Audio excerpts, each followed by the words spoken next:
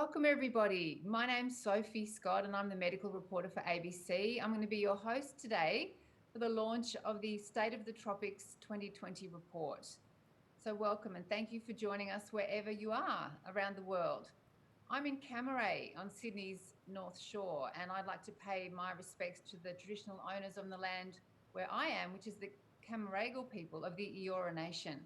And I pay my respects to their elders past, present and future.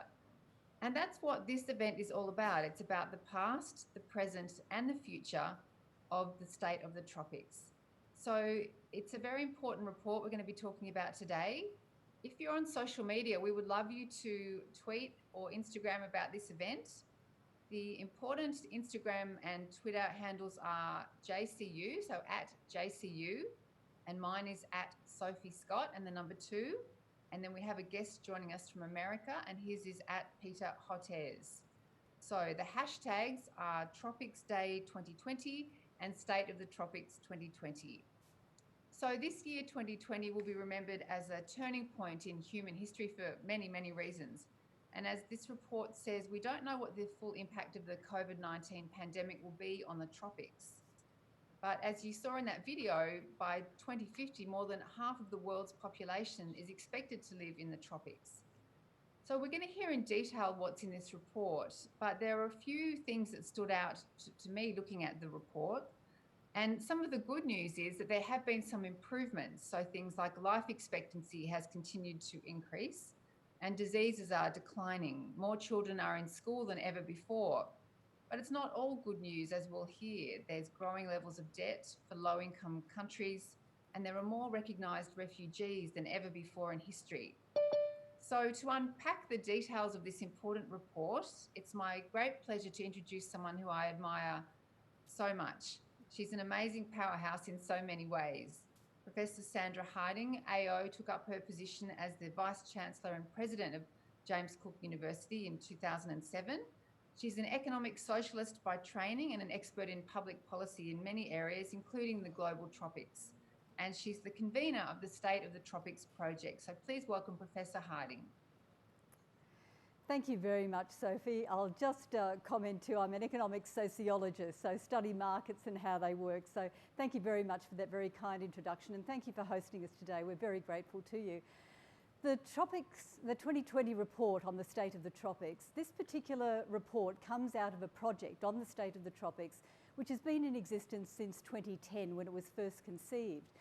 This particular report and this approach to looking at global development seeks to reprise a lateral understanding of the world. So when we think of global development, we think of the world as north and south and east and west, developed, developing, Asia, the rest, of course China looms large always. But what we've lost in recent years is this lateral idea of the world, which is arguably the oldest way in which Western civilization has conceived of the world, with Aristotle more than 2,000 years ago saying that there were 3 zones of the world, the frigid zone, the temperate zone and the torrid zone. And he said the only place where human beings could live was in the temperate zone. But a number of us thought the tropics as a global zone with so much biodiversity and so much population, we needed to drill down and understand it rather better. And so a number of us got together and a range of different institutions, and you can see the logos and of those and brands of those institutions. A number of research institutions and universities around the world got together and decided that we would put together a report on the state of the tropics in order to map it, but also to raise awareness about this very important and vital zone of the world. So we did that starting in 2010, 2011, and in 2014, the very first report, the inaugural report, was launched. And that report was launched in Yangon by Nobel laureate Aung San Suu Kyi. And the report is a very, very interesting one even then. And as you can see, we looked at a number of different indicators. We looked at it in a range of different ways. We use data that are pre-existing, so data which are used worldwide actually for public policy development and decision making around the world. And we found in that report a number of very interesting things. And as you said quite correctly, Sophie, at that time there were many opportunities revealed in the tropics, but also many challenges. So one of the nice things that happened as a result of that particular report in 2014, on the 29th of June, was that the UN General Assembly, and I'm very proud to say Australia led the push on this, and 74 nations of the world joined Australia to co-sponsor, at that time, to co-sponsor a resolution to declare 29th of June the UN-endorsed International Day of the Tropics. And we had that declared, and it was a remarkable thing, and it was passed in the General Assembly without dissent. And so every year now on the Tropics Day, International Day of the Tropics, we try to do something special. But this year is more special than most, because what we're doing is releasing that next broad brush report, which is following up on the 2014 report to ask that same question: is life in the tropics getting better? What is different and what is the same? And what I will do, as you indicated, is provide a snapshot of some of the more important aspects of the report as an overview, and we can discuss some of those later. And it's a mixed report card again. It's a mixed report card because there has been progress, and that's fantastic. But there also are many challenges, and I think, like many others, we're very concerned about what COVID-19 is going to mean for the tropics going forward. So first, to look at the people of the tropics, it is a very youthful population still.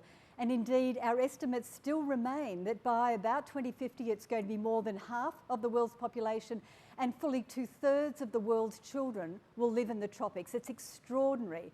Right now, it's about 52% of the world's children under 15 live in the tropics. It's about 42% or thereabouts of the overall population.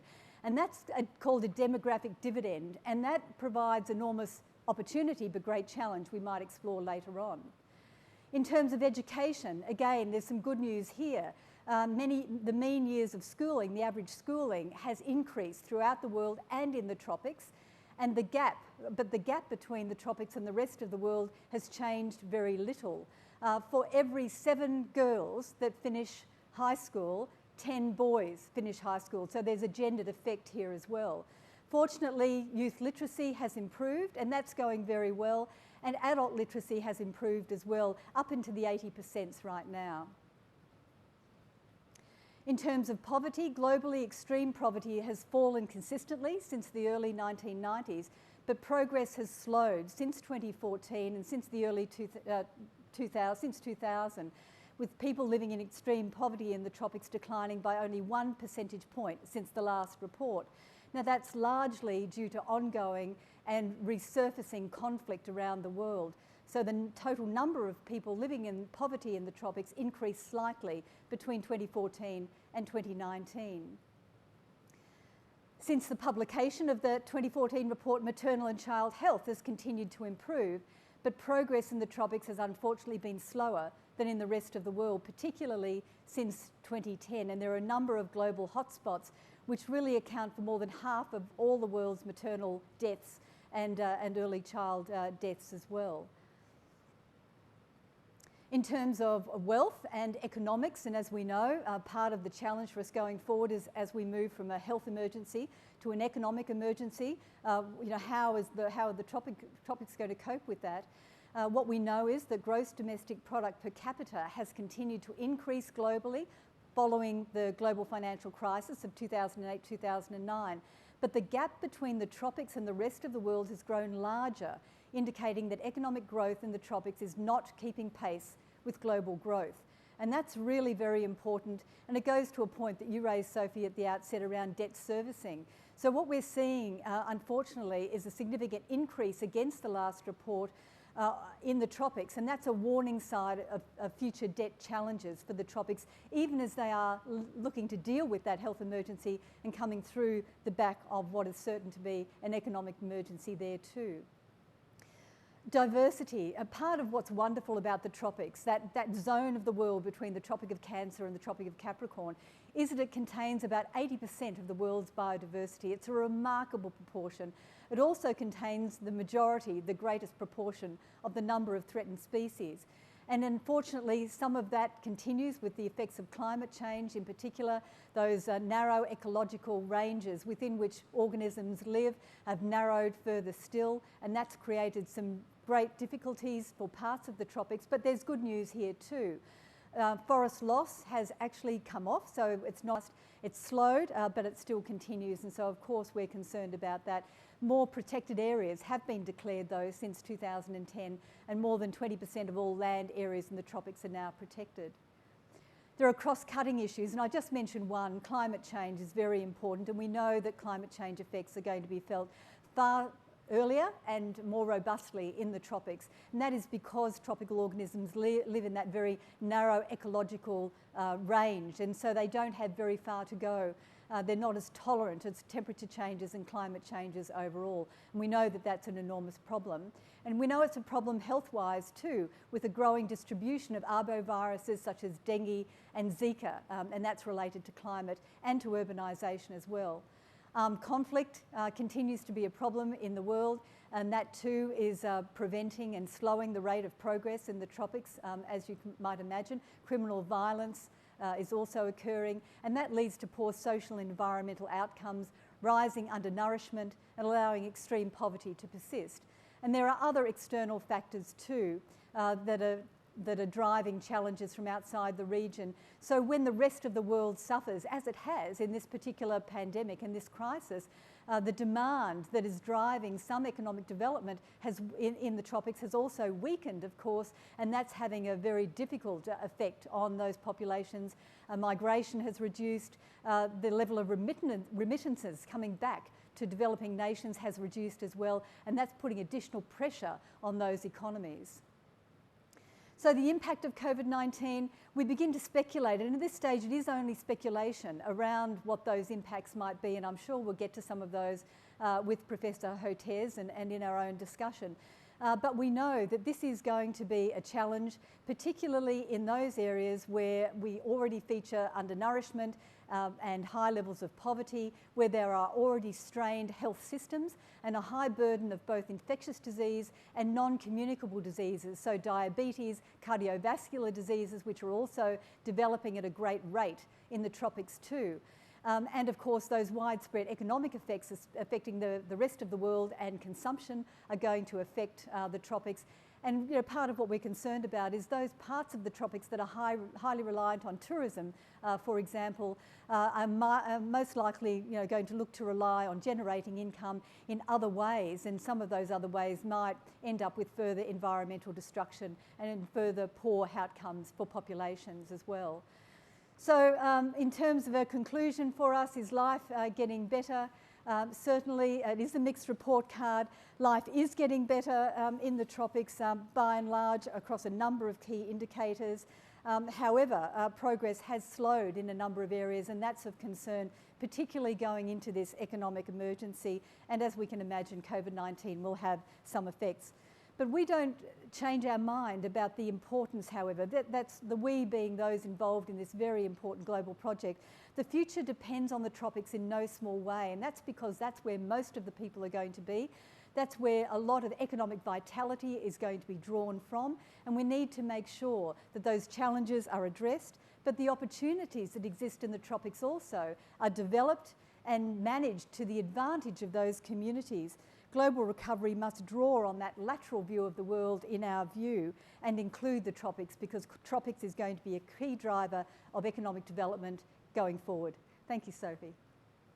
Thank you. Thank you so much, Professor Hiding, for your insight, and you certainly have illuminated from the report that there are some challenges, but also some opportunities there which we can unpack a little bit more. Now, we want to hear some questions from the audience, so we'd like you to ask questions as well. So if you do have a question that we can get to in a little while, please write it in the chat box. So we will be taking questions in a little while, and we would love to hear what you want to know about as well. Now, we have two special guests who are joining us via video. I would like to introduce our first guest, Barka Dutt. So she's a well-known Indian television journalist. She's an author and she has a YouTube channel which is very popular called Mojo. And I'm highly jealous of the fact that she has on Twitter, she has 7.2 million followers on Twitter. So she's extremely influential. And when she talks about India and the world, people listen. And you might have seen Barka in a recent episode on ABC of Foreign Correspondent, where she showed our reporters what she was doing, going around India, really documenting what was happening there with the COVID-19 pandemic. And she's recorded a special video for us for this event to celebrate the launch of the State of the Tropics 2020 report. So let's go to that video now.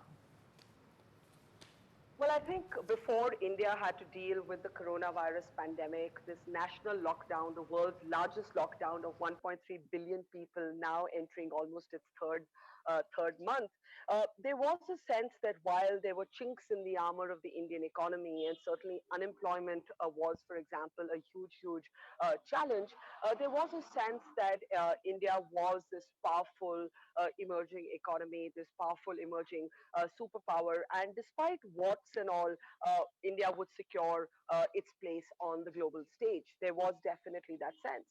But I think what the pandemic has done, and you can't disassociate the pandemic from the lockdown, what it's done is it's wrenched open many of India's societal inequities, many of India's class divides.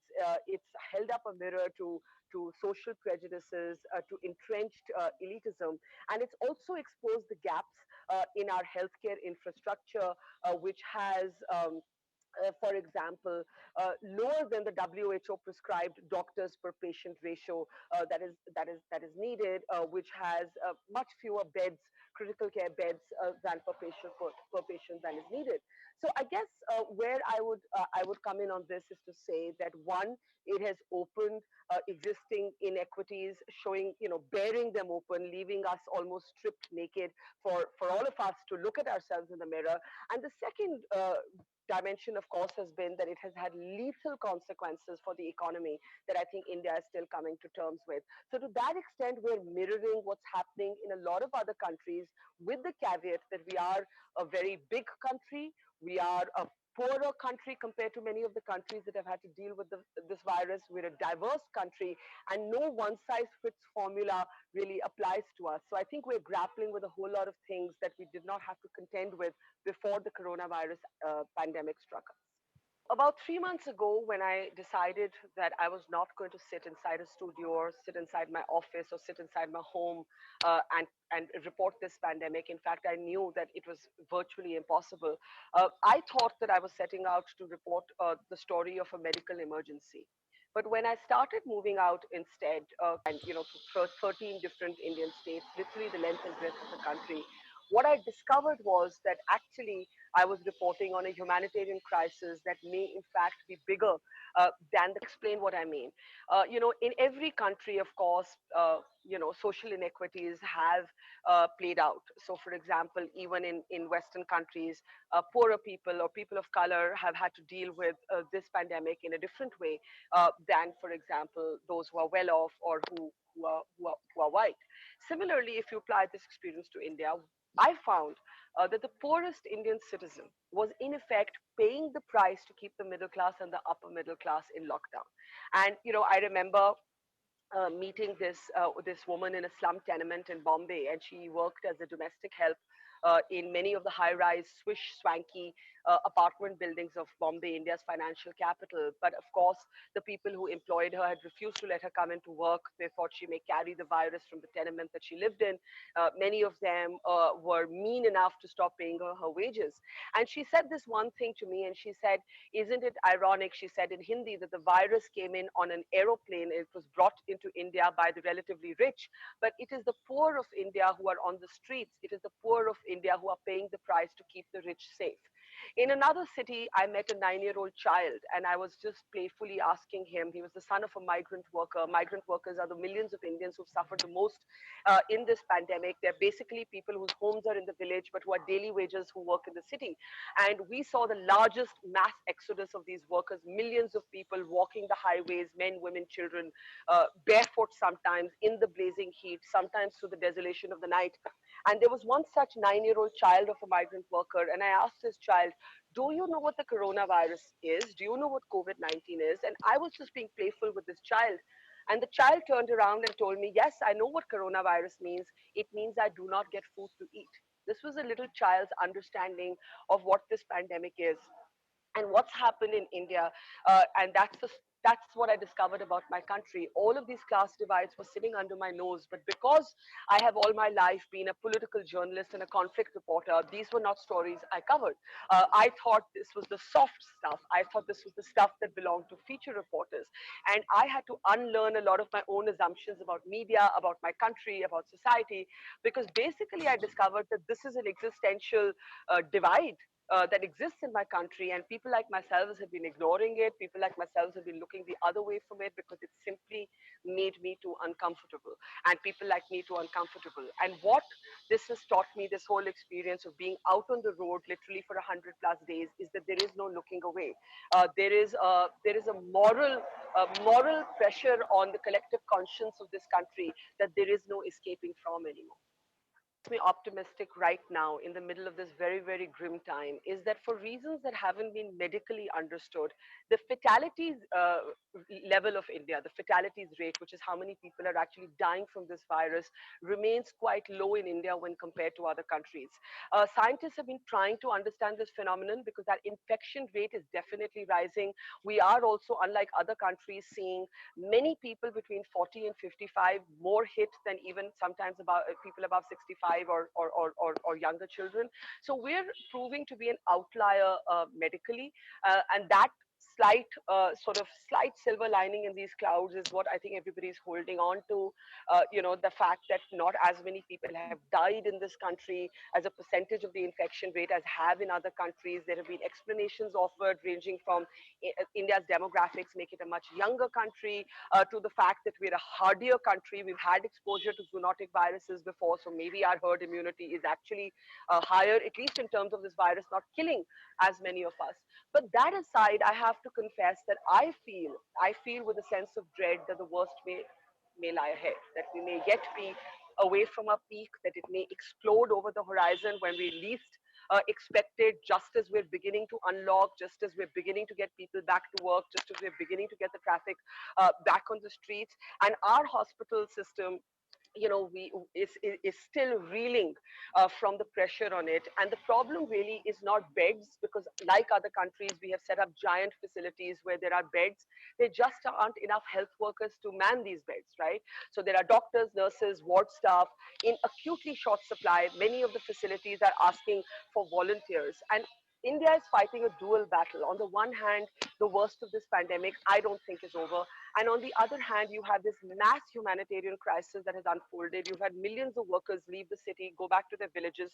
Once they're back in the villages, and I followed them back to their villages as well, it's not that once they're back there, they have any source of income, they have any food to put on the table. Our economy has been severely hit. And I should mention that we are at a very, very tenuous position with China. Alongside this pandemic, we have had Chinese incursions into Indian territory. So, join the dots. What connects this virus and what's happening at our borders with China is of course, China. And the fact that in the middle of a pandemic, India may be looking possibly at a limited border conflict with a country like China, which has chosen this moment, perhaps sensing India's social vulnerability, to send its troops into Indian territory, creates a brand new challenge when India can least afford it. So if you ask me, am I optimistic? Other than the fatalities rate, no. I think it's going to be a period of turmoil. It's going to be a period of conflict. It's going to be a period perhaps of social strife if we do not manage our inequalities. And it could even be a period of strategic conflict. There is optimistic is not the word I'd use, but this is a resilient country. It's a country that knows how to fight. So hopefully we'll fight our way through. So I'd only like to say that I think we haven't even begun to understand the magnitude of what's unfolding in India. There will be research done on vaccines, on which drugs work, and whether we can contain this pandemic. But in terms of the social crises that I really have a sense is going to erupt upon us, we haven't even begun, for example, talking of millions of Indian children that could find themselves pushed out of the school system.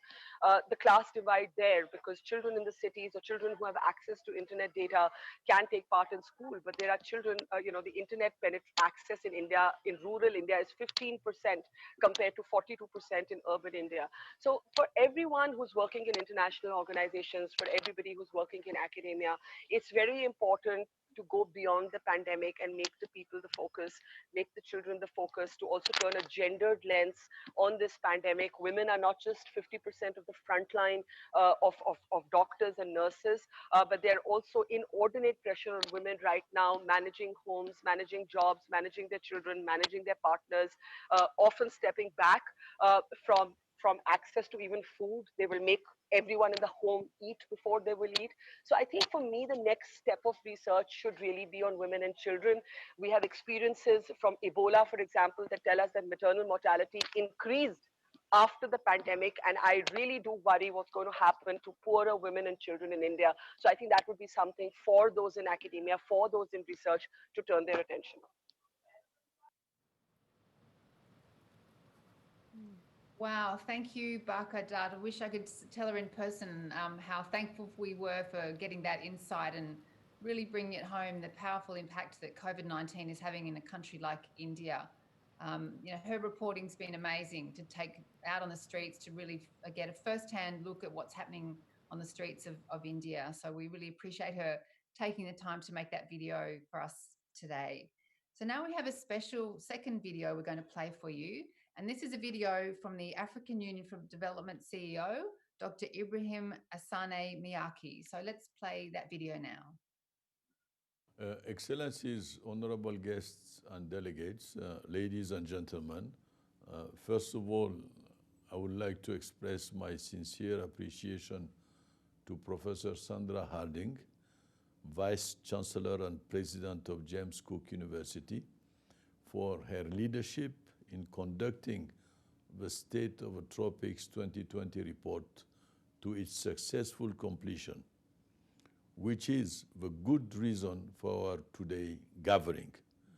I would also like to recognize Ambassador Dr. Charles Murigande, Deputy Vice Chancellor for Institutional Advancement, University of Rwanda, for initiating the involvement of the African Union Development Agency, AUDA NEPAD, thus the African Union and its member states. I also take this opportunity to commend all the experts and support staff that contributed to the realization of this important report. Secondly, I would like to state that all the above efforts fit very well within the ideals of the African Union Agenda 2063, which is our continental common vision to build an Africa that is prosperous and peaceful, while, among others, ensuring effective and territorial planning and land tenure, use and management systems. This preoccupation is also premised in the United Nations 2030 Agenda for Sustainable Development Goal 15, which commits to protect, restore, and promote sustainable use of terrestrial ecosystems, sustainably manage forests, combat desertification, and halt and reverse land degradation. The African Union Development Agency, NEPAD, was honored and privileged to contribute to this 2020 State of the Tropics report on various topics, including African countries' efforts to restore their degraded lands and forests, like the African Forest Landscape Restoration AFR 100, with the main objectives to reach food security and sovereignty through an increased local agricultural production.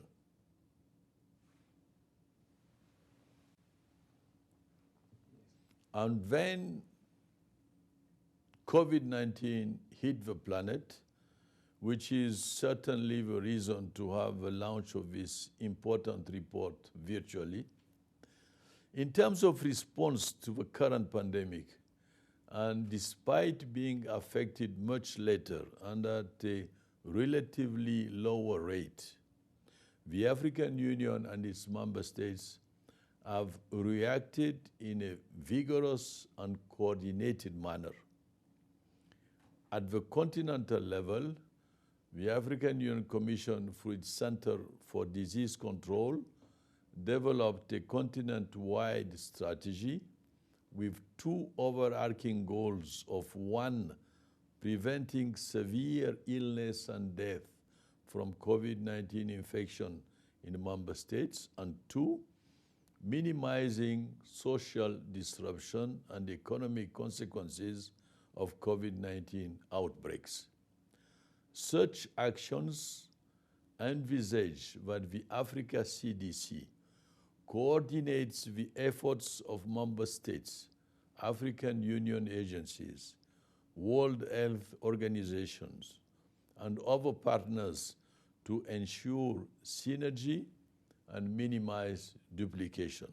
At the same time, it promotes evidence-based public health practice for surveillance, prevention, diagnosis, treatment, and control of COVID-19.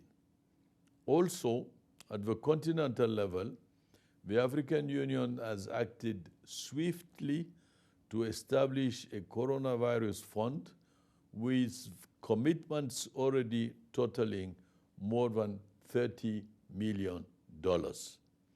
At the national level, most African countries have implemented lockdowns, testing of suspected cases, and contact tracing. The downside of lockdowns, as you know, is that if they are prolonged, is their negative impact on social and economic activities. In poor and populous communities, prolonged lockdowns are a ready trigger for social unrest.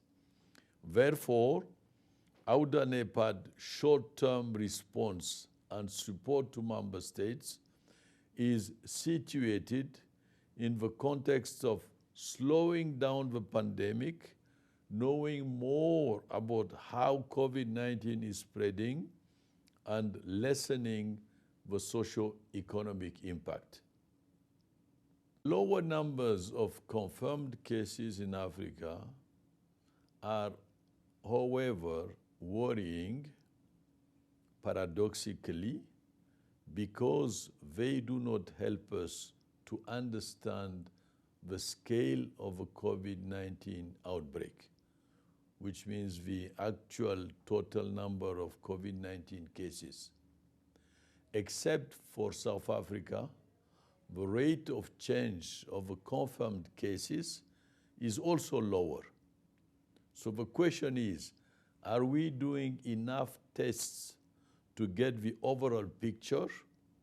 What if the pandemic takes a turn for the worst on the continent during the impending winter season?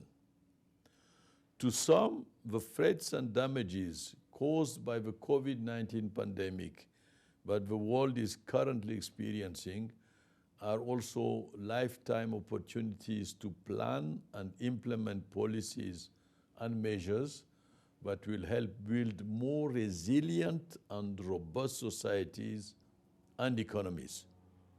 Indeed, the disruption in which the coronavirus outbreak has brought to the entire world could also be seen as a perfect opportunity for a global rehearsal for other gradually looming threats to life and livelihoods, such as climate change, water scarcity, desertification and land degradation, loss of biodiversity, current and future diseases. In light of the above listed threats and also opportunities, the view of the African Union Development Agency and other actors in Africa is that a special emphasis must be put on supporting and empowering smallholder farmers who represent nearly 80% of a continent's agricultural production. They must be recognized as a driving force, not only in the current fight against the COVID-19 pandemic, but also well beyond in building stronger and more sustainable food systems. Strengthening and integrating national and regional food systems is therefore critical in eradicating food insecurity and malnutrition in our continent.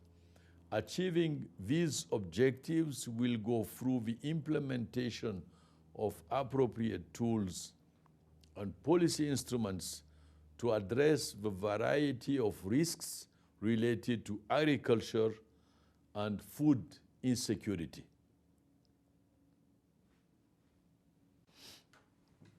Excellencies, ladies and gentlemen, I cannot stress enough the importance of this State of the Tropics report, especially in the challenging period the whole world is currently in.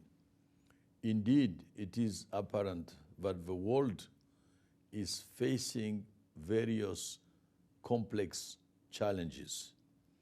These challenges are interconnected, and some of them do affect most of us, as these challenges know no geographical border, like climate change, pandemics, etc.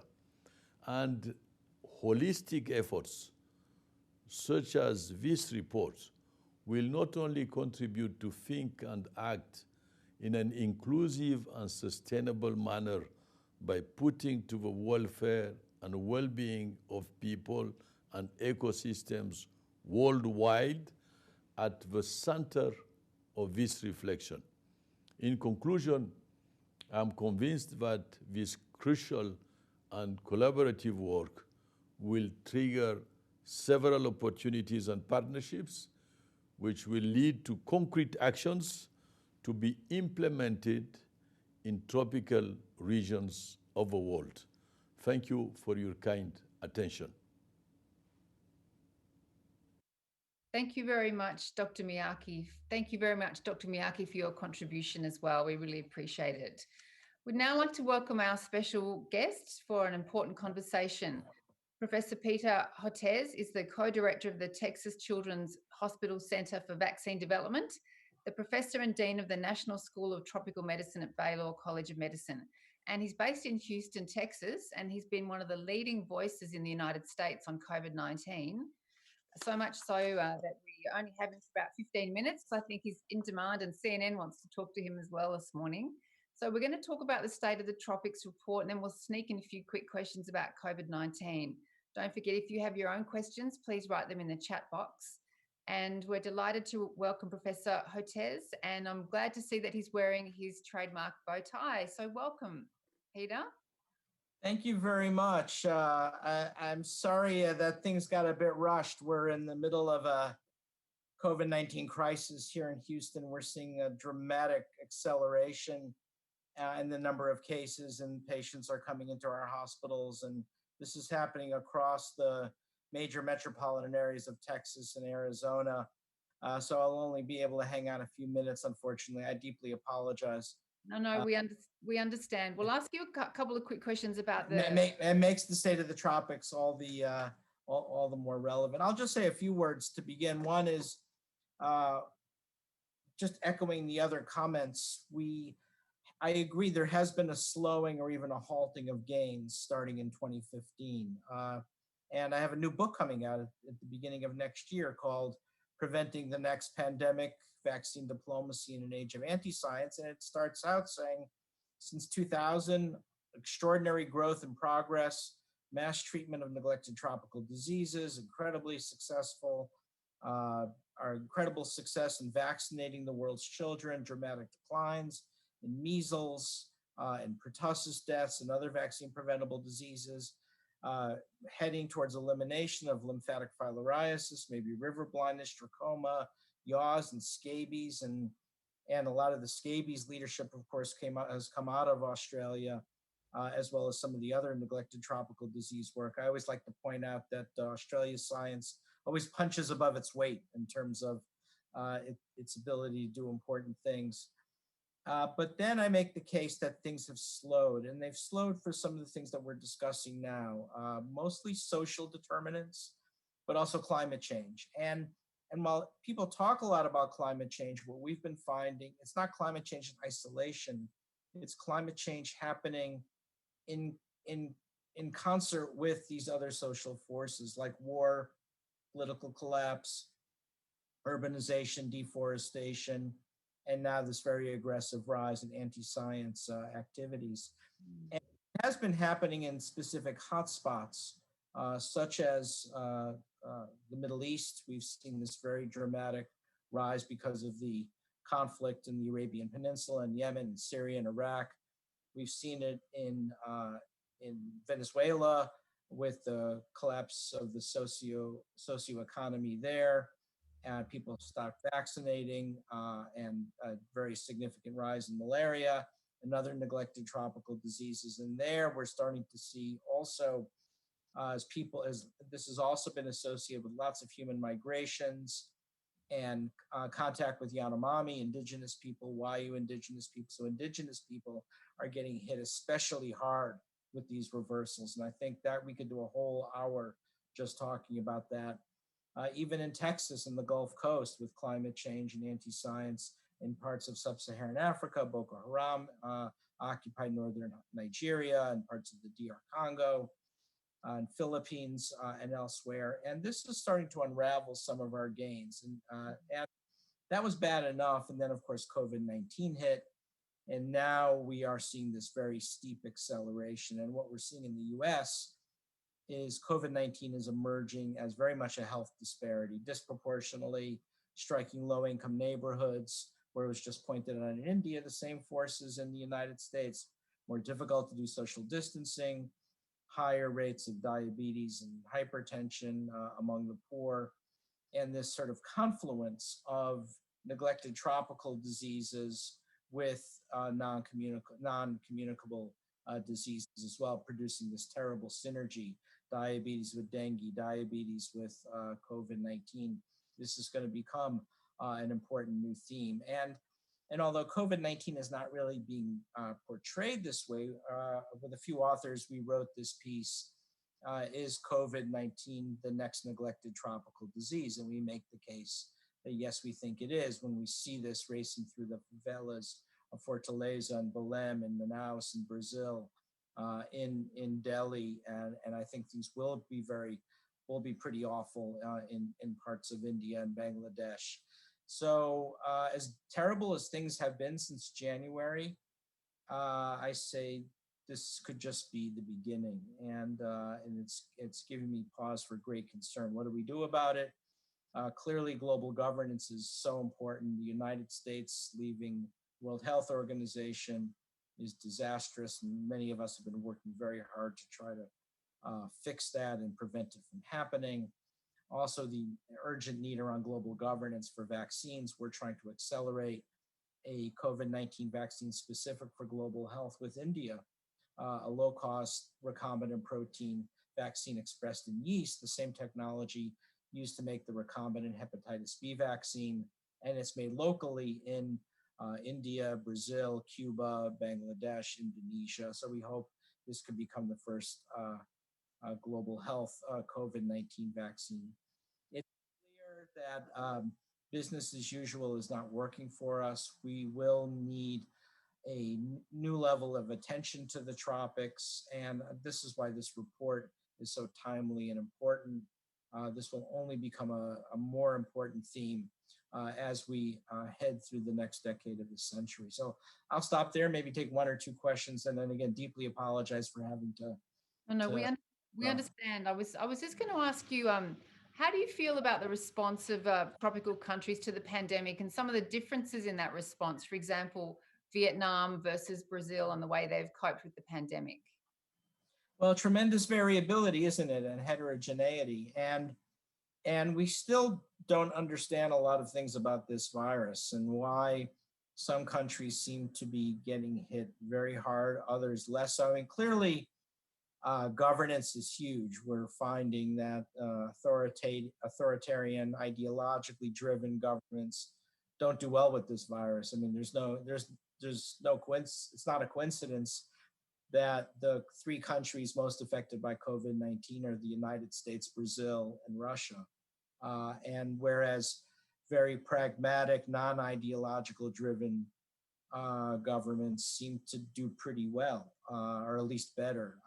And exactly why that is, I think, is something that has to be looked at. And again, this interface between political science and traditional biomedical sciences is going to be very important.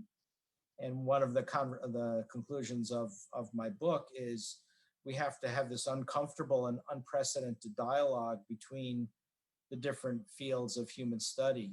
We have to bring political scientists, sociologists, economists, and anthropologists, and people who study the humanities in the same room as the biochemists and the virologists and the microbiologists. And even though people are going to sit like this, not really talking for the first few minutes, eventually it'll warm up and we'll realize this is what we have to do to solve complex multidimensional problems. So I watched an interview with you where you said that after SARS, the first SARS and MERS, that the world, really should have been more prepared for this. Is that the case, that we should have been prepared and we should have realized that something like COVID-19 was coming and it was only really a matter of time? Oh, absolutely. We knew, we picked up this coronavirus program a decade ago because we'd already seen SARS, we'd already seen MERS, and it's just been a matter of time before we saw the next one. And it would just be a matter of time before we see COVID-22 and COVID-26. And so that's going to be our new normal. Each time there's a terrible epidemic or pandemic, we always say we've got to, well, now this is the one that will fix things. And things have gotten better. Since after SARS-1, we had IHR 2005, International Health Regulations 2005. And then after MERS, the Global Health Security Agenda. And then now Ebola in 2014, which was an extraordinary response where we vaccinated 200,000 people with a new vaccine under the most horrific circumstances you can imagine that averted a humanitarian crisis in Africa. So things have unquestionably improved. I'm sorry, the Ebola was first in 2014, but in DR Congo in 2016. This year. So things have improved, but, and we learn with each pandemic and epidemic, and we will learn things from this one, but our learning curve has to be steeper, unfortunately. And you mentioned the vaccine. So how concerned are you, though, that if there is a vaccine that does become available, even one that may not be 100% effective, that it will actually be able to be rolled out to the countries in the tropics who obviously will need it just as much as countries in other parts of the world? Yes, and then unfortunately I'm going to have to go. I'm very worried. I am not optimistic that, although everyone talks about global access and we keep on signing on to documents saying we're committed to this, I'm not so convinced. And so this is why we've, because some of the technologies are new, this is why we just went ahead and created this great partnership with PATH that led the development of the malaria vaccine for Africa, the meningococcal vaccine, to accelerate the development of a low-cost yeast expressed recombinant protein COVID-19 vaccine. And hopefully the others will happen as well. Well, thank you very much, Professor Hotez. We know you we know you're in demand. Thank you, and apologies for not hanging out. You're in demand, and look, best of luck with everything, and particularly in Texas where you are, where we know it's particularly difficult. So we really appreciate your time this morning. It's been a valuable insight. We really appreciate you making the time for this important. Thank you so much, and congratulations on all your successes and the congratulations on the report. Thanks very much. So I might pick up now with Professor Harding just on some of the other points that we wanted to cover. One of the things we were interested in asking you is, what are your thoughts about the future for countries in the tropics with the advent of COVID-19? What additional challenges does this pose? I mean, Bakadat alluded to quite a few of them. That this poses particular challenges, this pandemic, for countries who are in the tropics, doesn't it? Look, it absolutely does. And in a way, you could look at this in two ways. The report, of course, is based on data that was gathered pre-pandemic. And so what we do in the report is we basically begin to speculate about where the effects might be. But as we've heard from a number of our speakers, it's fairly plain that communities that are already undernourished, that already have strained health systems, that already are there's high inequality, for example. We know that those, and Baka was talking about this, we can expect the impact to be greater there. We already know from the rest of the world, looking at the United States right now, that women too are disproportionately affected. And as we know, even here in Australia, part of what we're talking about is the impact on women in terms of the economic emergency and unemployment going forward. Now, that's happening here with all the sorts of beneficial governance supports that we get. One can only imagine what's happening there. So when I said you can think about this two ways, the data that we gathered, therefore, are very much, pre-pandemic, and we do need to therefore speculate, and I can speculate as much as anybody on these matters. But what's great about it is that we now have a very firm benchmark for the tropics. So our ambition will be, in the next couple of years, to do a follow-up report, particularly on the impact of the pandemic, because we have this benchmark. We don't have that for the rest of the world in a way that we have it for the tropics. So we should be able to drill down and not then have to wonder what the impact is and whether or not, for example, the impacts are the same or different than the rest of the world. We'll actually be able to find that out. I guess the other comment that I'd make is that wherever, as well as extreme poverty and undernourishment, wherever you have conglomerations of people in urban environments, plainly that's been a great challenge. And because, as we show in this report, urbanisation has increased greatly from about 30% of the population in the tropics being urbanised to about 47% in the matter of only a few years, and that can be expected to grow further for all sorts of appropriate reasons. What we know and what we fear really is that urbanisation is proceeding unbothered by any planning or provision of utilities or services to provide support for those populations so that they can work and live and simply be in a community where they have access to the services that they need, that mean that they're going to be less congested, I suppose, too. Congested. I think about the favelas of Brazil, for example. Less congested communities, and even, looking at Baka's earlier reports on aspects in Delhi and people living, cheek by jowl as they can and do in various parts of the world. That has got to be a place where greater transmission can occur. So to the extent to which this urbanisation has increased markedly, there would be an argument that the tropics is actually more exposed now than it would have been 5 years ago. And to the extent to which urbanisation continues, there's a continuing argument that that is likely to continue to play out in those environments. And then I'm thinking about what Peter Hotez said. We should expect pandemic 2022. If that's the case, really now is the time for us to begin to think about how do we manage tropical infrastructure differently. And one of the case studies we've got, actually there are a couple that go to this. The African Union's case study is fantastic, and it does look at the cooperation that Dr. Mayaki described in respect of Ebola and how that's helping now, one can only imagine. But another one which goes to public housing and the need for appropriate public housing for all sorts of health and economic effects, public transport, economic effects to enhance the chances of economic prosperity. So one of the things we're going to be wrapping up in a few minutes, but I thought, Professor Harding, just to end on, we might talk about, as you've mentioned to me, that Australia is the developed country with the largest tropical land mass, and we know, as a country, we know how to do business in the tropics. How underutilised do you think this skill base and this knowledge is, and how could we use it to help the countries of the tropics more effectively than we are maybe at the moment? I think that our knowledge and our know-how, our business know-how, is absolutely fundamentally underutilised.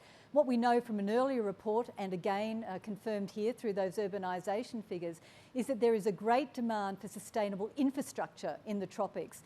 And this is absolutely required. And a number of the large organisations like the World Bank, for example, the IFC and others too, have looked to see where they can place their investment to enhance development. The IMF, how they could support tropical communities. And we know that this infrastructure lag is incredibly important.